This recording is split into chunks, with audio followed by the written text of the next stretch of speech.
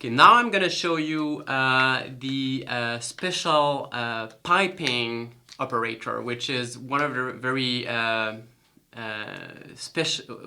very special features of Plaquette that we're going to be using a lot. So in Plaquette, each unit, so the LED is one unit, can actually be used to often send and or receive signals. And signals are understood as values, and those values are typically between 0 and 1 or 0 or 1. So if I would be to write to that LED the value 1, then it would switch it on.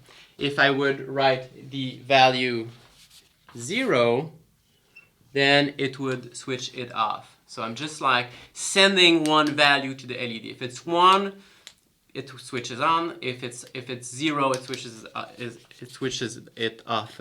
So so instead of writing here LED.off, for example, I could rewrite that using this special operator. So the operator goes bigger, which kind of represents this this movement of like sending the data in a certain direction, and then. And so if I go 0 send to LED, it will have the same effect. It will switch the LED off. If I write 1 to the LED, it will switch it on.